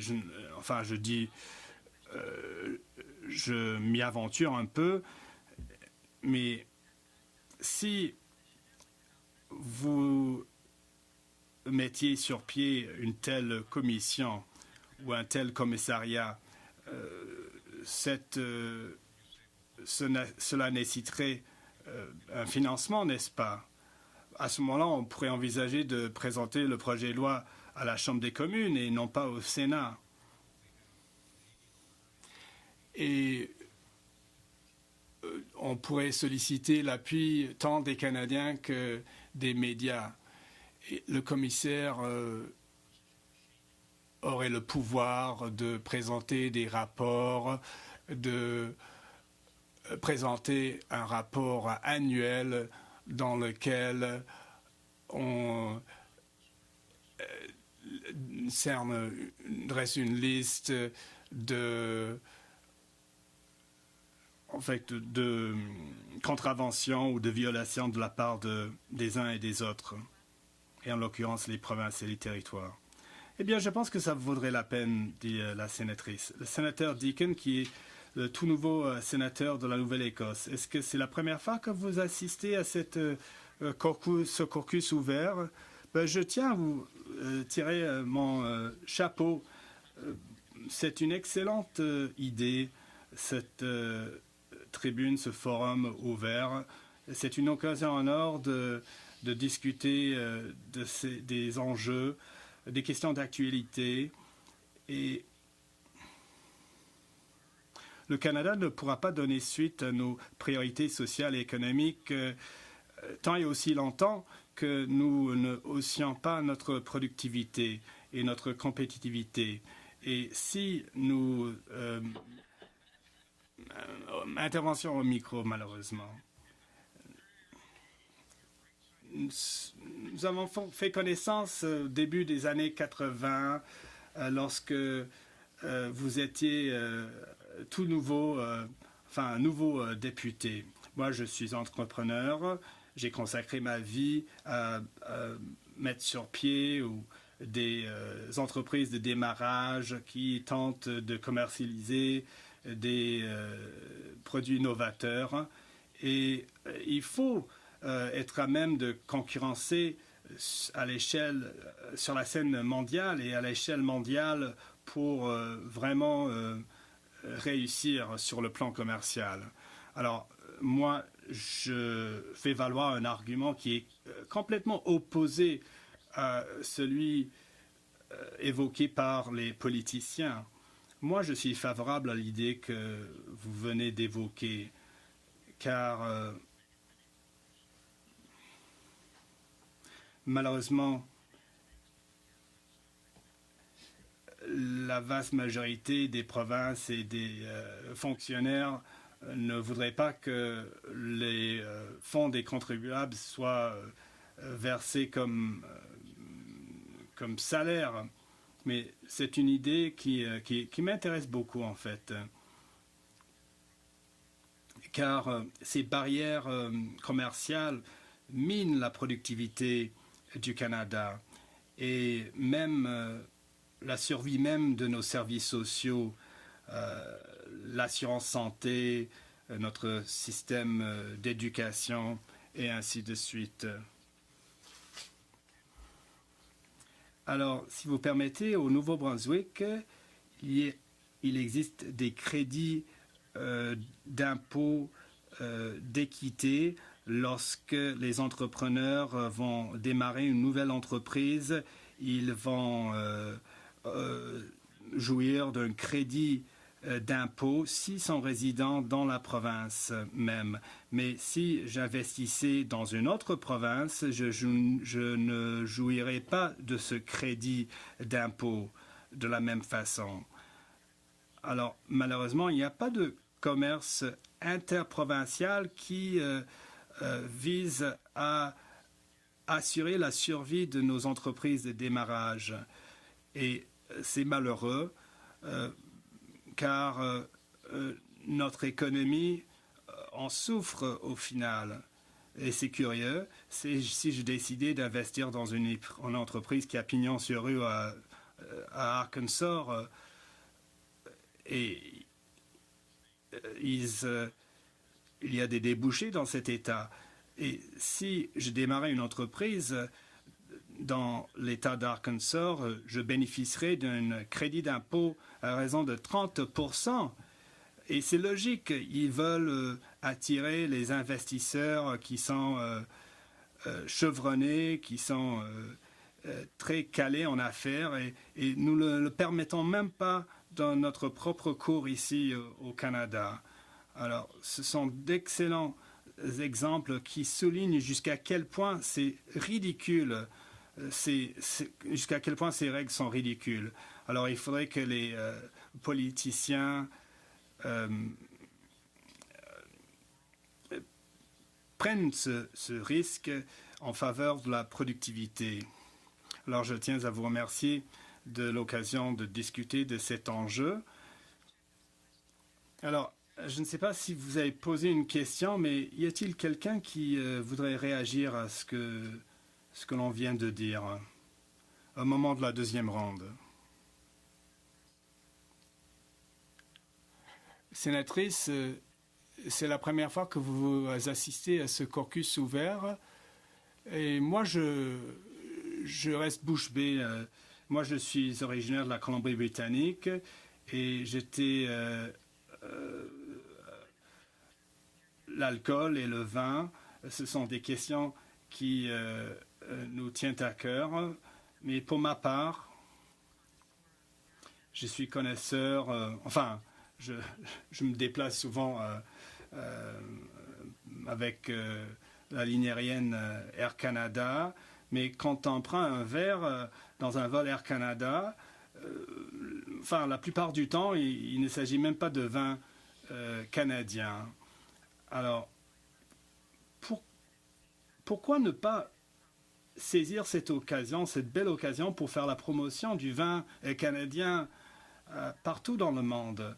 En Alberta, il n'y a pas de pommes provenant de la Colombie-Britannique. La vaste majorité de leurs pommes viennent des États-Unis. Et c'est en raison du protectionnisme. Et la vaste majorité des Canadiens ne sont même pas au courant de ce gaspillage. Alors, je souscris à cette idée de donner cette responsabilité à un commissaire, un ombudsman qui pourrait trancher en la matière. Alors, Monsieur Blue, vous avez soulevé les problèmes de la Cour suprême du Canada. Et ce qui me fait peur, c'est le nombre de litiges qui pourraient être déposés devant les tribunaux canadiens. Alors, serait-il de mise de renvoyer la question directement à la Cour suprême du Canada pour éviter un nombre important de litiges devant les autres cours canadiennes? Mon épouse et moi-même allons souvent en promenade en Colombie-Britannique faire de la randonnée, et puis parce que la province est très belle. Alors nous sommes toujours étonnés de ne pas pouvoir avoir en Ontario certains de ces excellents vins de la Colombie-Britannique. Moi, j'aime le pinot noir. C'est comme ça, c'est l'un de mes vins préférés. On ne peut pas l'obtenir en Ontario. Et pourquoi est-ce que la Colombie-Britannique ne peut pas également goûter des vins des autres provinces, non seulement l'Ontario, mais également la Nouvelle-Écosse? Et je sais que le Québec a également certains vignobles. Et lorsque nous étions devant la Cour suprême du Canada, le juge Roll de Terre-Neuve a dit « Oh, Monsieur Bleu, il y a 20 travailleurs à la brasserie de Saint-Jean qui perdraient leur emploi si on donnait notre accord. » Et ma réponse était « Monsieur le juge Rowe, si vous faites une bière un peu meilleure, eh bien vous aurez un marché national, et là, vous pourrez employer 60 ou 70 personnes. » Et là, il a tout simplement essayé d'ignorer ma réponse. Je peux vous dire qu'ils sont des monopoles très, très protecteurs. Et s'agissant d'un contentieux qu'on pourrait présenter à la Cour suprême, je peux vous dire que la question est déjà bouclée.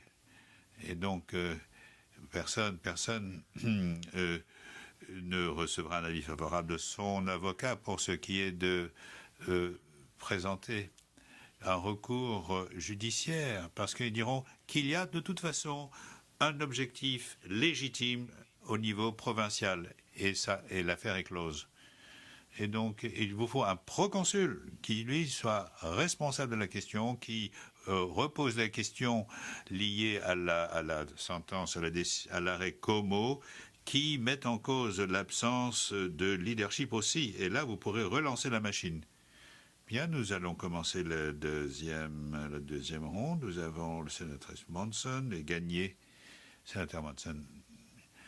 Bien, si vous êtes sur Air Canada, en classe affaires, à l'échelle internationale, on vous offre du vin canadien. Mais si vous êtes en économie à l'intérieur, on vous offre ce frein, un vin français dont honnêtement on ne peut pas dire qu'il est préférable. Sauf si on a un petit préjugé, bien sûr. Alors j'aimerais revenir à cette question des avocats. Et un ami à moi qui est avocat de l'Ontario qui peut exercer à l'île du Prince-Édouard, mais pas au Nouveau-Brunswick, parce qu'il a oublié quelles sont les procédures. Donc je pense que s'agissant de la mobilité des droits de travail, est-ce que un ingénieur, est-ce qu'un avocat, un architecte peuvent aller exercer un peu partout au pays, ou est-ce que là encore, il y a encore des interdictions? Alors, pour les avocats, la réponse est oui. Tant que vous avez les assurances nécessaires concernant votre responsabilité. Tierce partie, si vous êtes avocat de contentieux comme moi, vous pouvez présenter jusqu'à 15 affaires par an dans une autre province. Si vous êtes avocat commercial, vous pouvez aller jusqu'à 10 transactions. S'agissant du Nouveau-Brunswick, autre province, lorsque j'étais moi-même en rapport avec les autorités de Nouveau-Brunswick, ils ont demandé que je leur écrive une lettre demandant la permission, et j'ai obtenu la permission à travers cette lettre, mais normalement, je n'aurais pas dû avoir à le faire. Et l'île du Prince-Édouard, il y avait une règle selon laquelle pour être membre de l'île du Prince-Édouard, pour être membre du barreau de l'île du Prince-Édouard, il fallait que vous soyez né dans l'île du Prince-Édouard. Et maintenant, ça a été abrogé. Eh bien, maintenant, on a découvert qu'un avocat de l'île du Prince-Édouard peut travailler ailleurs. Quant aux ingénieurs, c'est différent. Parce que un ingénieur de l'Alberta qui voudrait travailler, par exemple, sur un projet de gaz liquéfié en Nouvelle-Écosse, devrait déjà obtenir le brevet de l'association des ingénieurs professionnels de la Nouvelle-Écosse. Même chose pour les médecins. Il faut que les médecins obtiennent leur brevet ou le sceau de leur association médicale. Maintenant, pour ce qui est, il y a les règles syndicales qui visent à protéger la profession des ingénieurs et la profession médicale. Mais s'ils avaient les mêmes règles que les avocats, ils s'apercevraient que ça irait mieux pour eux. L'autre problème concernant la mobilité, c'est pas une fois qu'on est formé, mais en cours de formation. Par exemple, si on vous forme, par exemple, dans une province et qu'en milieu de formation, vous voulez changer de province, il se peut très bien que vous deviez recommencer à zéro votre formation. Et donc, surtout parce que le programme académique ou le programme d'enseignement n'est pas le même d'une province à l'autre pour certains types de métiers manuels et autres. Et donc, mais ça, une fois que vous avez terminé votre apprentissage, ça va, mais c'est pendant l'apprentissage. Et voilà un élément important. Sénatrice Gagné. And just before you ask your question, Yes. we want to thank you for accepting to be. Nous voulons vous remercier d'avoir accepté d'être coprésidente et pour représenter le groupe des sénateurs indépendants. Pour son travail, et nous accueillons très bien la sénatrice Gagné. Ben, merci. Merci beaucoup. Ça me fait plaisir d'être partager ce rôle avec sénatrice Cordy et sénatrice Bellemare. Merci. The question of... J'en viens à la question de la mobilité des travailleurs, qui est liée également aux ordres professionnels, aux associations professionnelles. Just a nightmare, and just to... Est un véritable cauchemar Et pour vous donner une petite idée des choses qu'elles exigent, moi je viens du Manitoba, vous savez. Et ma future bru, si jamais elle se marie avec mon fils,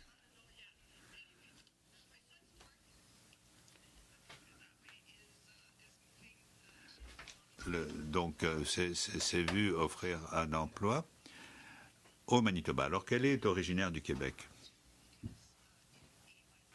Parce que, se trouvant dans un contexte bilingue ou francophone, eh bien, on est à la recherche de francophones dans les différentes professions. C'est pourquoi elle a reçu une offre d'emploi. Et le fait qu'elle ait été diplômée d'une université du Québec, et même si elle peut démontrer qu'elle a une capacité d'expression en anglais, elle doit quand même subir un test en anglais qui, à mon sens, je le sais parce que j'ai regardé un peu le contenu de ce test. Je peux vous dire que le niveau exigé pour ce qui est de la maîtrise de l'anglais, eh bien, je peux vous dire que cela est bien au-dessus de la majeure partie de la maîtrise des Manitobains de leur propre langue.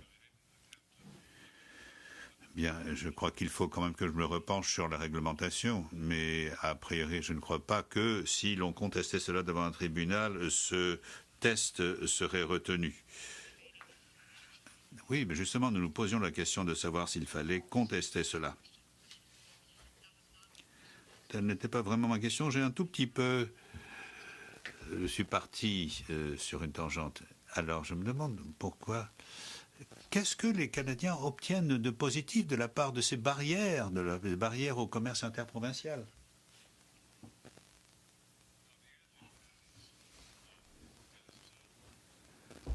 Alors, voici la réponse. Quelqu'un a dit ce matin que chacune de ces barrières tarifaires découle de la présence de certains intérêts bien précis et des gens qui ont l'oreille des politiciens. Et donc, ça se fait bien sûr, ce sont des privilèges, mais qui lèsent les Canadiens. Donc, par exemple, à Terre-Neuve ou ailleurs. Donc, ce qui les intéresse, c'est un jeu à somme zéro.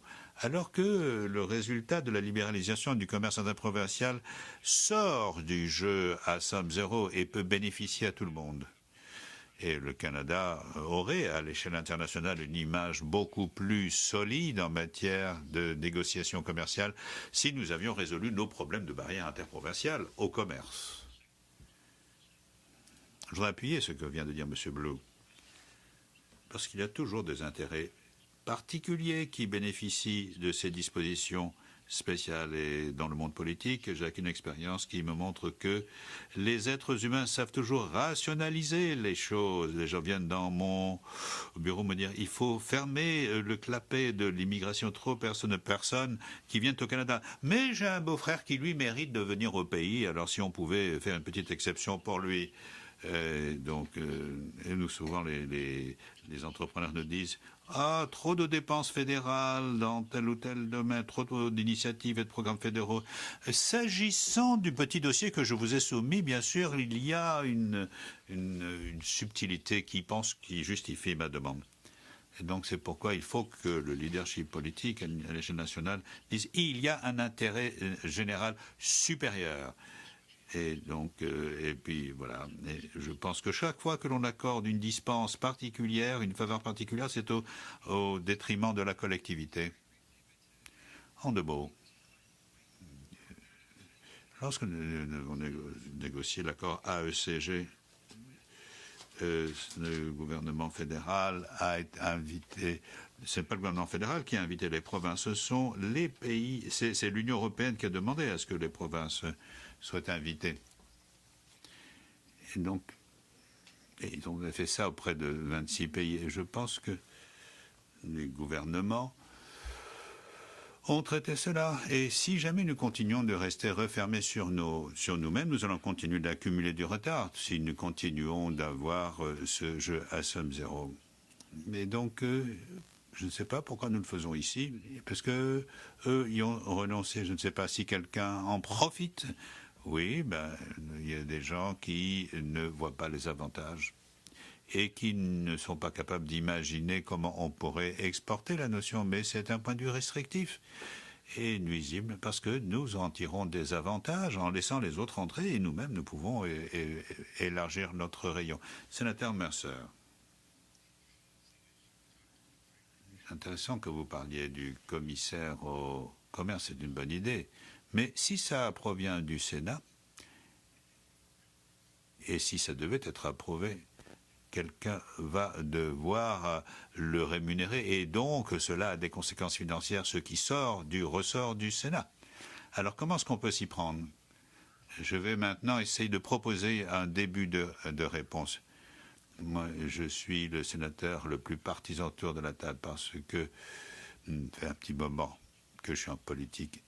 Alors, à quoi est-ce qu'il prête l'oreille la Chambre des communes là, dans l'autre endroit? Je me souviens également de M. Paisi qui a été député. Donc les politiciens réagissent à deux choses. Ceux qui leur apportent des voix, mais encore plus, pour la plupart, la quasi-totalité d'entre eux, est-ce que c'est bon pour ma région ou ma circonscription? Voilà ce qui fait réagir les gens. Donc comment est-ce que nous allons présenter la chose de manière à ce que cela, par exemple, aboutisse il y aura des emplois pour les Néo-Écossais, pour les Manitobains. Et donc, il faut présenter le projet sous cet angle-là, d'une façon qui les fasse saliver. Et donc, dans le contexte actuel, aucun Premier ministre, aucun leader de parti politique ne va se charger de cela, à moins de voir. Si par exemple, oui, ça peut lui donner l'espoir de recueillir des sièges pendant la prochaine campagne au Québec ou en Ontario. Cependant, il y a des exemples où ça fonctionne. La formation, par exemple. Et c'est quelque chose de très vrai chez nous et dans la province du sénateur Deakin, par exemple, où des milliers de jeunes sont allés travailler en Alberta lorsqu'il y a eu une baisse dans le domaine pétrolier. Et le fils d'un bon ami à moi voulait être électricien, était électricien à Halifax et a obtenu un emploi à Fort McMurray. Et il a été là-bas, étant donné qu'il y a une entente entre la Nouvelle-Écosse et l'Alberta, les heures qu'il a travaillé en tant qu'apprenti comptent pour ses heures en Nouvelle-Écosse. Alors, ça fonctionne pour la Nouvelle-Écosse et l'Alberta. Et ça dépend comment on présente la chose.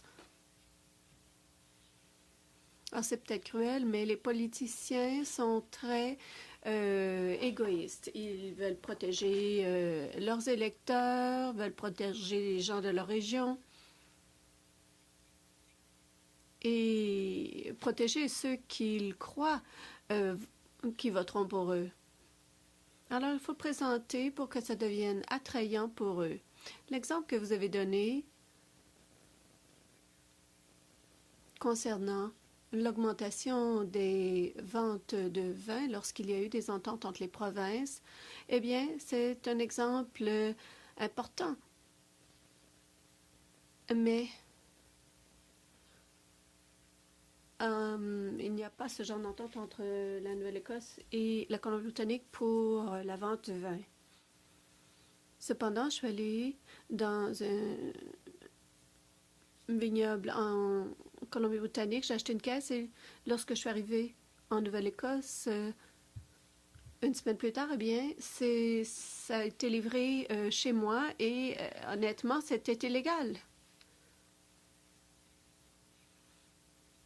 Vous savez, les gens en affaires trouvent des façons de contourner la loi. Si les règles étaient changées, vous, M. Blue, pourriez obtenir de ce bon vin de Colombie-Britannique et les Britanno-Colombiens pourraient obtenir du vin qui n'est pas trop mal de l'Ontario. Eh bien, vous voyez, je viens de le faire moi-même. J'ai fait ce que font tous les politiciens. Je parle du fait que le vin chez nous est bien meilleur qu'ailleurs. Et c'est ce qui se passe à chaque fois. Il y a le sénateur Deakin qui aimerait intervenir. J'aimerais vous dire que c'est bien beau de dire que le gouvernement fédéral joue un rôle plus important, mais il faut que les provinces soient d'accord. Nous avons un ACLE qui est plutôt nouveau depuis 1 an et demi. Il y a un certain intérêt. Bon, il y a un groupe qui s'appelle la table de réconciliation de la réglementation qui a été établi. C'est un groupe qui doit créer ou trouver des façons d'harmoniser ou de reconnaître mutuellement les règlements de part et d'autre. Alors voilà le groupe que nous avons créé. Il faut leur donner un peu de temps pour qu'ils puissent présenter des résultats. Je ne crois pas que ce soit la meilleure structure, mais tout le monde veut que ça fonctionne.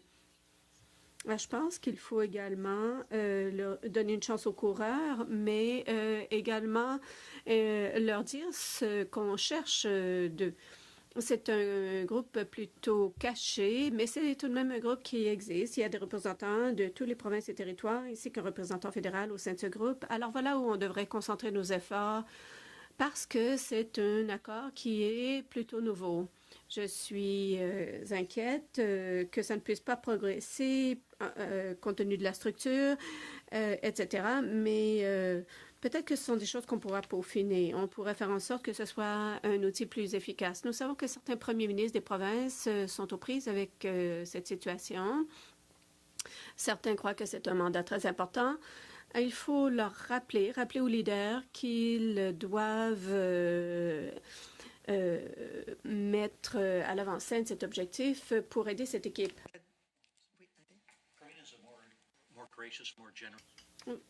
Vous savez, les Canadiens sont beaucoup plus généreux que moi-même pour ce qui est de l'évaluation des gouvernements provinciaux.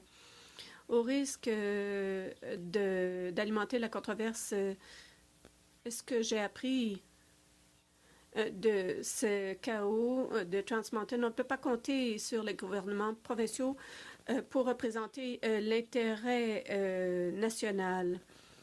Par exemple, de critiquer Loblaws de ne pas vendre d'auto, eh bien, ce n'est pas leur champ d'activité. Alors, il faut, compte tenu que nous avons beaucoup investi dans les mécanismes provinciaux, nous espérons que ces mécanismes pourront fonctionner. Mais lorsque je regarde ce qui a été fait depuis 150 ans, je me souviens du poème de M. Scott, vous en souviendrez peut-être, qui disait reporter, reporter, reporter, ne pas faire à moitié ce qui peut faire seulement à 25%. Alors cela montre que ce qui se passe, ou illustre ce qui se passe dans les provinces et les obstacles au commerce. Sénateur Deakin, bon, je vais tenter d'être bref, mais c'est une question si importante. J'estime que il faut protéger les emplois dans l'avenir. J'aimerais comprendre davantage les obstacles et les individus qui sont touchés dans leur métier, ce qui réduit la mobilité de la main-d'œuvre, autrement dit. Y a-t-il aussi une façon novatrice dont on pourrait prendre l'idée de M. Blue? Parce que on ne veut pas faire les manchettes de façon aléatoire, comme des situations qu'on a vues dans l'affaire Como. Et bien sûr, les médias montrent à quel point cette situation est un peu folle et on mine les efforts. Alors,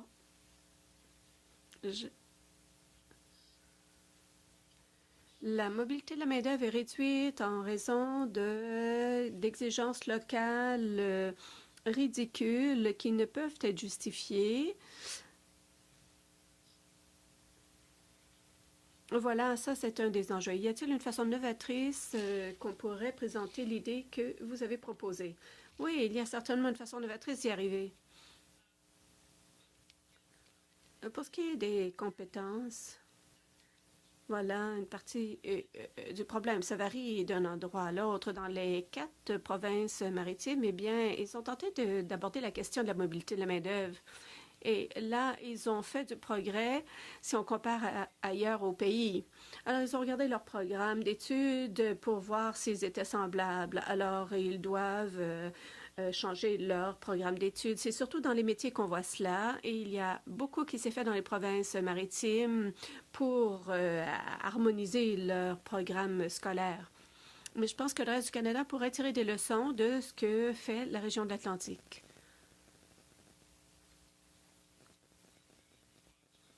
En réponse à la question de savoir s'il y a une façon novatrice de faire les choses, eh bien oui. J'ai justement eu cette idée ce matin. Lorsque j'ai travaillé pour Alan McEachen, lorsqu'il était leader en chambre, j'étais responsable de le conseiller sur la procédure parlementaire. Il y avait monsieur... j'avais mémorisé toutes les règles.